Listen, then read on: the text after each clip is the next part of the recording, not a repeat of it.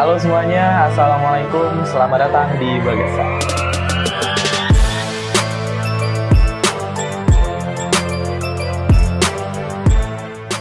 Setelah beberapa lama nggak update konten, podcast Bagesah kembali dengan konten yang menurut gue kali ini sangat menarik, yaitu cerita tentang dari mantan pegawai klub malam. Nah, by the way, ini gue rekamannya sendiri. Kali ini nggak ngobrol dengan narasumbernya langsung. Karena narasumbernya ini, jadi gue ceritain dulu deh. Narasumbernya ini adalah temen dari gue sendiri. Dan kita kenal dari salah satu event di satu organisasi. Terus ngobrol, ulik-ulik informasi, oh ternyata pernah kerja di klub malam. Selang berapa bulan kemudian, gue buat nih podcast Begesa kan. Dan gue langsung kepikiran sama dia pertama kali waktu itu. Tapi gue masih ragu-ragu buat minta dia cerita soal pengalaman kerja di klub malam. Akhirnya setelah dipikir-pikir dan timbang-timbang lagi, serta berapa masukan teman-teman, gue beraniin diri nih nge-WhatsApp dia. Mau nggak gitu kan, take record soal pengalaman dia kerja di klub malam. Ternyata dia bilang dia malu dan juga rahasianya juga nggak mau terbuka gitu kan, identitasnya maksudnya. Rahasia apa tuh, identitasnya tuh harus dirahasiain gitu. Jadi dia memutuskan buat menolak. Akhirnya besoknya gue chat lagi, gue bujuk lagi gimana kalau gue kasih pertanyaan via WhatsApp, terus dia jawab dengan VN di WhatsApp juga, dan gue bakal rangkum jawaban-jawaban dia, dan bakal gue ceritain ulang di podcast dengan suara gue sendiri. Kenapa suara gue sendiri, bukan suara dia yang gue edit? Karena logat ataupun naik turun bicara itu biasanya orang-orang bakal tetap tahu. Jadi ini benar-benar demi kerahasiaan identitas orang yang cerita. Nah, balik lagi ke tema kita hari ini, gue berharap dengan adanya gue menceritakan apa yang dia ceritakan, kalian bisa mengubah cara pandang kepada orang-orang yang kerja di klub malam, gitu ya. Dan kita langsung mulai aja. Oh ya, by the way, ini true story ya, 100% true story, nggak dibuat-buat, karena gue nggak pernah berniat buat ngebuat cerita di podcast ini. Jadi kita mulai dari pertanyaan yang pertama. Oh iya, ini aku mau jelasin juga, aku buatnya tengah malam sendirian dan dalam posisi yang sedikit ngantuk, jadi mohon maaf kalau agak random ya ngomongnya. Oke, gue mulai pertanyaan dengan pertanyaan seperti ini. Sejak kapan sih udah mulai suka cari duit? Nah, jadi temen gue ini orang yang hobi banget memang kerja dan cari uang dan gak nyusahin orang tua. Karena itu pertanyaan yang muncul pertama kali di benak gue adalah ini.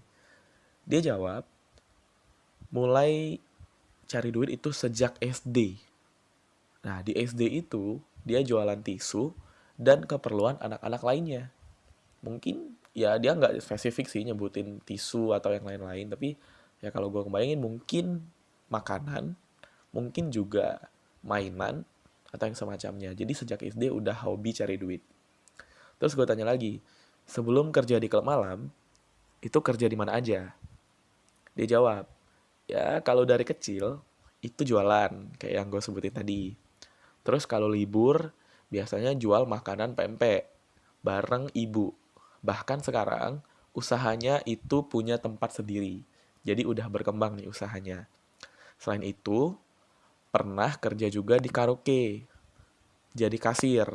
Nah, selain jadi kasir, dia juga pernah jadi pemandu karaoke. Walaupun image-nya negatif, tapi bagian dia adalah cuma buat nyanyi. Kalau buat bagian yang aneh-aneh atau yang lain-lain, itu diserahin ke temannya. Terus di kafe, dia juga pernah kerja di restoran dan lain-lain.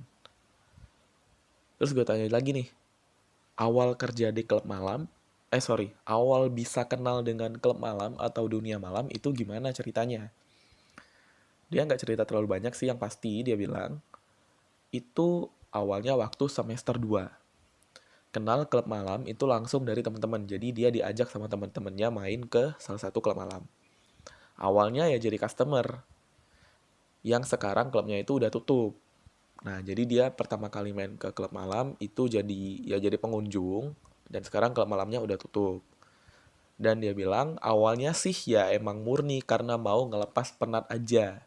Bukan kayak cewek-cewek yang hambur-hamburin duit. Itu posisinya abis resign dari tempat kerja, kalau nggak salah dari tempat karaoke. Jadi baru habis resign, mungkin pusing ya, capek juga, mungkin banyak tugas dan semacamnya, akhirnya memutuskan melepaskan penat di klub malam yang sekarang udah tutup.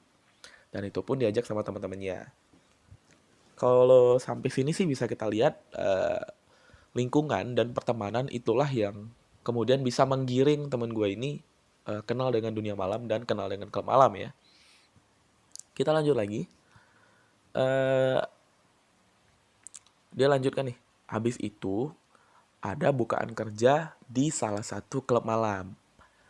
Pertama kali sebagai kasir. Nah, dia itu ditawarin sama temennya.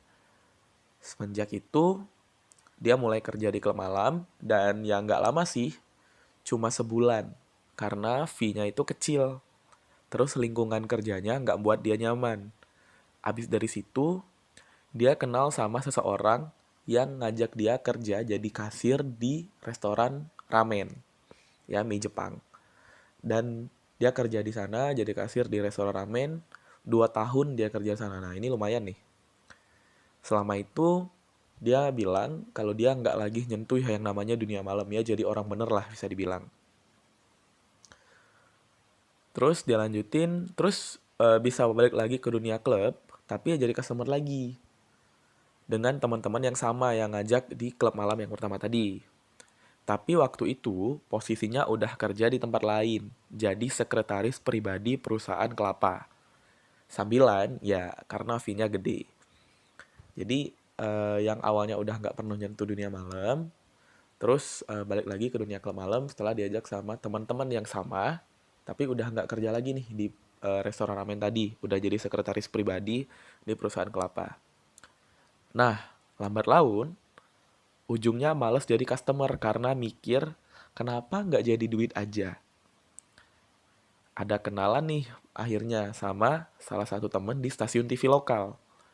Dan temennya itu ulang tahun ngerayainnya di klub malam, open table ya. Terus diajakin minum. Katanya dia nggak minum karena dia cuma minum, karena dia bukan tipe orang yang peminum. Dan dia pun cuma minum Sprite waktu itu. Dan tapi walaupun dia nggak minum, dia itu perokok. Terus abis dari ikut ngerayain ultahnya temennya tadi, dia ditawarin lagi kerja di klub malam. Nah, jadi di klub malam tempat dia merayakan ultah tadi tuh, tempat open table, ada salah satu temennya yang pernah kerja di klub malam tempat dia kerja dulu. Kerja yang pertama tadi loh, yang dia nggak nyaman gitu loh. Ternyata temannya juga udah pindah ke salah satu, anggaplah klub X, nah kita nyebutnya. Nah, di klub X tadi ada teman lamanya kan, dia nawarin tuh, dia ngasih tahu kalau lagi ada lowongan di klub X tadi, jadi waiters. Dan dia langsung terima karena saat itu udah nggak nyaman juga jadi sekretaris pribadi di perusahaan kelapa. Jadi bisa gue simpulin, awalnya dia tuh awalnya dia itu udah ya nggak pernah lanjutin lagi dunia malam, terus diajakin temannya lagi, terus ngerayain ulang tahun di salah satu klub malam yang kita sebut dengan klub malam X. Dan di klub X itu ternyata ada teman lamanya yang ngasih tahu kalau ada lowongan, dan dia langsung terima dan akhirnya jadi waiter di klub malam X tadi.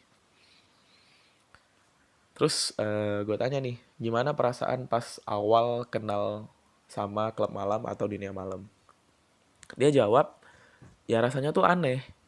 Aku tuh backgroundnya dari orang Islami. Sekolahku, keluargaku, apalagi ayahku. Nah bayangin aja tuh dihadapin sama situasi kayak gitu.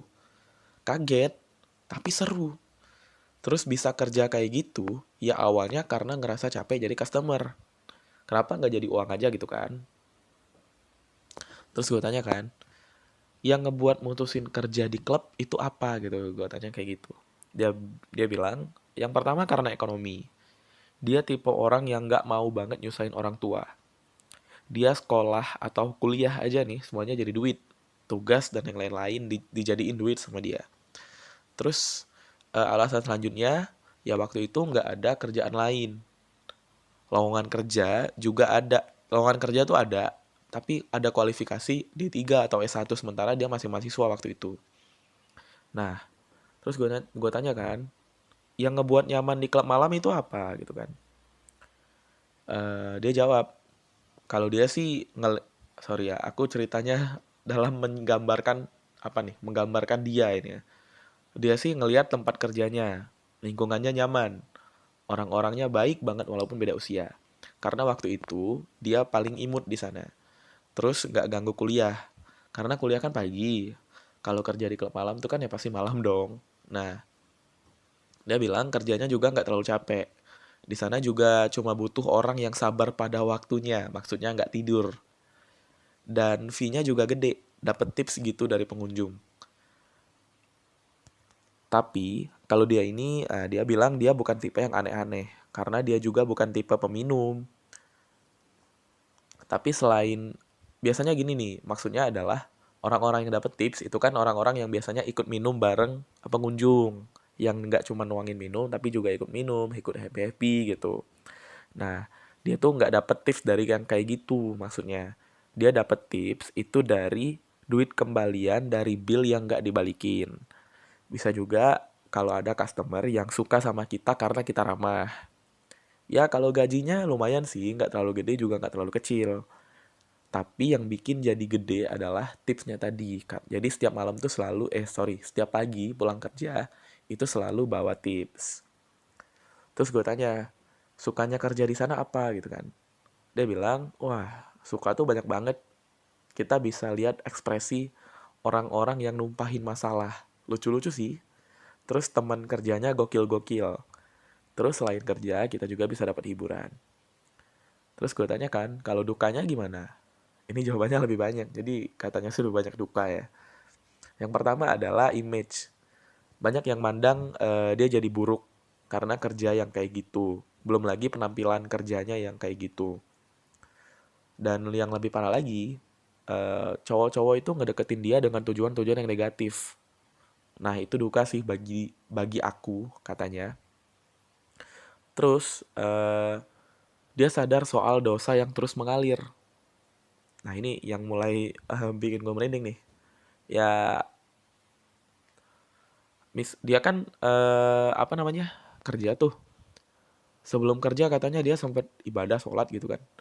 Dan ya setiap sholat dia selalu merenung. Setelah ini gue bakal kerja lagi di apa namanya tempat tempat yang apa namanya ya, yang berdosa lah bisa dibilang. Nah itu yang buat dia duka karena ada konflik batin pasti kan. Duka selanjutnya itu misalnya kita suka nih sama customer, ya kita sebatas suka, nggak boleh lebih. Bahkan dia tuh pernah deket sama seseorang di customer klub klub malam tempat dia kerja, terus dekat tuh kan, ya deket lah sebagaimana cowok sama cewek. Terus tiba-tiba ketemu sama cowok itu main di klub malam tempat dia kerja, duduk sama cewek, minum sama cewek, da dan itu dilihat di depan mata. Wah itu sakit banget ya. Terus duka selanjutnya dia bilang lokasi kerjanya itu lumayan jauh dari lokasi tempat dia tinggal. Terus gue tanya juga, kalau perlakuan tamu di sana itu gimana? Dia jawab, ya ada yang positif, ada yang negatif lah.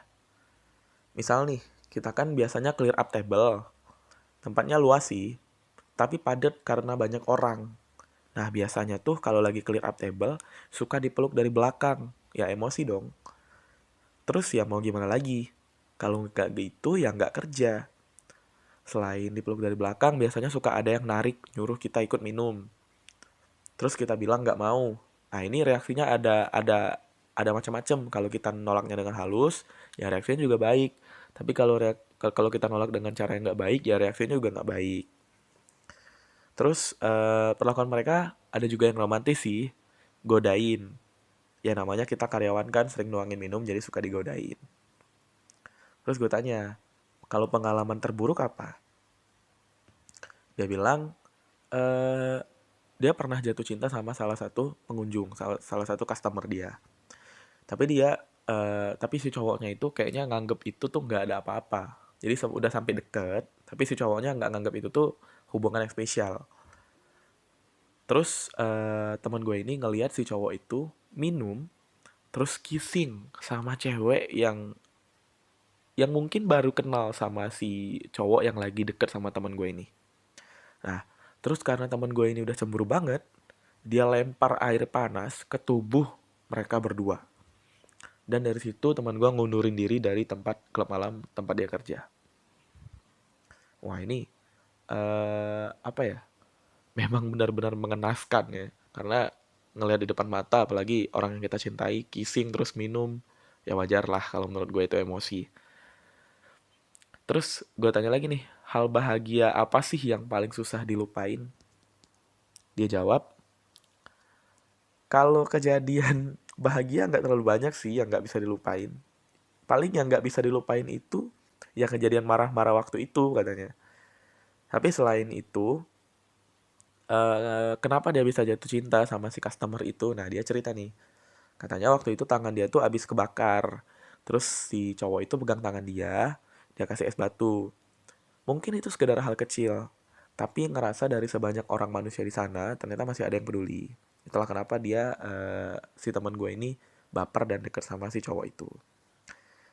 Terus gue tanya, pernah merenung gak sih atau merasa bersalah dengan pekerjaan lo yang sekarang? Maaf, lo yang dulu. Dia bilang, ya pernah lah. Aku biasanya liatin orang-orang sebanyak itu kayak bahagia banget. Tapi pikiran aku justru sebaliknya. Terus sebelum kerja tuh kan aku masih sholat. Terus suka mikir pas sholat, aku nih kan sholat nih. Tapi abisnya langsung kerja kayak gini. Pakai pakaian yang begini. Sama sama aja kayak ngisi air di ember yang bolong. Terus aku liatin orang-orang juga kan. Aku suka mikir, oh ini ya ternyata neraka. Bentar lagi nggak menutup kemungkinan aku dengan yang lain di sini tuh jadi bahan bakar api neraka. Aku mikir aja, aku tuh cuma bisa mikir aja, tapi belum berani untuk berubah. Karena belum ada sesuatu yang buat aku mikir keluar dari tempat itu. Terus abis kejadian aku berantem sama orang yang aku suka itu, baru baru deh aku keluar dari sana. Itu pun alasannya bukan karena takut dosa, tapi karena ada problem. Terus dia bilang, tapi lama-kelamaan aku jadi kayak menyadari kesalahan aku kan. Walaupun pihak sana masih minta aku kerja di sana, ya aku nolak. Tiba-tiba aku dapat wejangan aja dari teman-teman buat tinggalin tempat kayak gitu. Terus aku tanya, keluarga tahu nggak kamu kerja di sana? Dia bilang, oh tahu, mereka tahu. Tapi mereka udah sepenuhnya percaya walaupun percayaan mereka sama aku udah lama aku hancurin. Teman-teman pun tahu, aku nggak mau nyembunyiin apapun yang negatif. Bahkan dosen pun tahu. Terus aku tanya, ada tekanan gak sih kerja setelah mereka tahu? Atau justru malah ngedukung? Dia bilang, kalau ngedukung sih enggak, karena itu udah keputusan aku. Paling kalau tekanan dari dalam diri, itu ada. Misalnya aku lagi deket sama orang yang gimana-gimana kan, aku jadi malu. Ada tekanan dari diri sendiri sih, kayak ngerasa berdosa. Terus aku tanya, pernah ada pengalaman dikatain gak? Dia bilang, kalau dikatain gak pernah. Tapi ibunya temen aku sampai nyuruh temen aku itu mutusin pertemanan sama aku karena mungkin dipikirnya bad girl ya.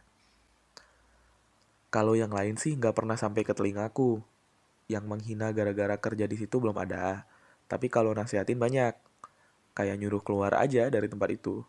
Tapi kalau ngejudge langsung sih alhamdulillah nggak pernah. Oke, dari sini poin yang gue tangkap adalah orang-orang tua kita, yang mungkin nggak semuanya dari kita, tapi kebanyakan masih benar-benar menganggap apa ya, orang-orang yang kerja di klub malam itu adalah objek yang tidak baik gitu loh. Padahal setiap manusia sejatinya adalah subjek gitu. Sampai nyuruh anaknya buat mutusin pertemanan sama orang lain, apa ya? Menurut gue sih itu kurang kurang tepat ya. Karena emang si orang tua itu oke, kita kita bisa paham motifnya buat ngehindarin anaknya dari hal-hal yang enggak atau ikut ke dunia malam. Tapi kan setidaknya maksud gue ngobrol lah dulu sama orang yang dia niatkan untuk diputuskan pertemanannya sama anaknya tadi gitu loh. Ngobrol dulu baik-baik, terus kasih arahan, kasih nasihat buat si temen gue ini berjanji buat nggak ngajak si temennya itu buat ke dunia malam juga gitu loh. Menurut gue sih memutuskan pertemanan karena alasan seperti itu sih ya kurang tepat lah. Oke, kita lanjut lagi. Pesan kamu buat semua orang yang kerja di klub malam itu apa? Dia bilang, gini aja, kita emang butuh uang karena kita hidup di dunia. Ya enggak? Umpamanya gini, kita cari duit itu buat bertahan hidup kan? Tapi di sisi lain, duit yang kita cari itu duit panas. Emang sih, cara kita dapetinnya dengan halal, dengan bekerja. Tapi tempatnya dan cara kita ngedapetinnya itu yang bikin jadi nggak halal. Kayak misalnya orang kerja di sana pada kebuka aurat, nah itu kan kita langgar. Ya, kalau menurut aku stop lah. Karena mau muda mau tua, orang yang kerja di sana kalau bisa stop. Allah tuh punya janji yang terbaik buat orang yang mau berubah jadi lebih baik. Dan Allah tuh cinta banget sama pendosa yang mau benar-benar taubat ke jalan Allah. Allah bakal buka 1000 pintu rezeki dan kebahagiaan buat kita yang mau kembali ke jalan yang benar. Walaupun sulit, kita pasti bisa kok. Jangan takut cari kerja. Jangan mikir cari kerja itu susah. Cari kerja itu gampang, asalkan kita patuh sama semua perintah Allah. Karena aku udah pernah ngerasain, aku udah pernah ngerasa kalau cari kerja tuh gak gampang. Tapi ternyata aku dapat kerjaan di salah satu perusahaan pangan. Bisa pakai jilbab, bahkan bisa sholat. Pertanyaan terakhir gue, apa pesan lu buat orang yang ngejudge negatif semua pekerja klub malam? Dan dia jawab, sebenarnya apa yang aku lakuin sebagai karyawan itu gak ada yang menyimpang. Karena itu udah sesuai banget dengan SOP perusahaan. Kalian tuh harus memandang pekerjaannya. Orang yang kerja di klub malam itu nggak semuanya buruk. Kita nggak jual badan, kita nggak jual diri. Bukankah itu kayak pekerjaan pada umumnya? Melayani tamu di restoran dan sebagainya, bukankah itu sama? Tapi memang tempatnya yang membuat itu semua jadi tidak baik. Tapi yang pasti, semakin kita dijudge buruk, kita punya dorongan yang semakin kuat untuk berubah menjadi semakin baik. Awalnya memang kita berontak nih kalau dijudge, tapi lama-kelamaan kita bakal jadi sadar. Aku ngerasa beruntung banget pernah kerja di klub malam, karena aku ditemukan dengan teman kerja yang kayak keluarga sendiri.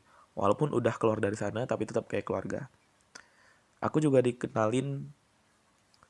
aku abis keluar dari sana juga dikenalin sama seorang pengacara yang bantu aku keluar dari masalah hukum. Jadi ijazahku pernah ditahan di salah satu tempat kerja dan dia bantu aku urusinnya. Dan ya kalau bukan karena klub malam, mungkin aku nggak bakal pernah kenal dengan si pengacara itu. Selain itu, aku ngerasa beruntung karena nantinya kalau aku udah berumah tangga, aku udah tahu gimana ngarahin anak kita dan solusinya gimana. Karena kan ya anak-anak muda itu kan suka bohong dan punya komunitasnya sendiri, dan karena aku pernah kerja di sana, hidup di dunia seperti itu, jadi aku tahu cara mengarahin anak-anak aku nanti. Nah, itu pertanyaan terakhir gue, dan setelah itu kami chattingan, gue ngucapin terima kasih sama dia. Dari cerita ini sebenarnya gue merasa bangga sama dia di satu sisi sebagai teman, karena mampu buat keluar dari, ya bisa gue bilang, lingkaran setan lah. Karena keluar dari hal-hal seperti itu nggak mudah. Memutuskan untuk memulai dunia baru dengan cara yang benar-benar berbeda 180 derajat, dan dengan uang yang mungkin tidak terlalu banyak jika dibandingkan melakukan yang seperti itu, bukanlah hal yang mudah. Tapi dia bisa, dan gue bangga banget dengan hal itu. Dan yang pasti gue mau nyampein buat semua pendengar podcast Begesah, jangan sampai apa yang orang kerjakan itu justru membuat justifikasi kita negatif cuman karena satu dua hal. Mereka tuh cuman kerja kok, nggak berniat buat jual diri, nggak berniat buat hal-hal yang negatif. Dan yang pasti nggak semua orang yang kerja di satu tempat yang kita anggap negatif itu semuanya buruk. Mereka tetap manusia yang harus kita anggap sebagai subjek, yang harus kita perlakukan sebagai manusia, dan kita harus berlaku adil sebagai manusia yang baik. Oke, nah itu aja. Sekian cerita dari gua. Semoga bisa menginspirasi. Thank you dan assalamualaikum.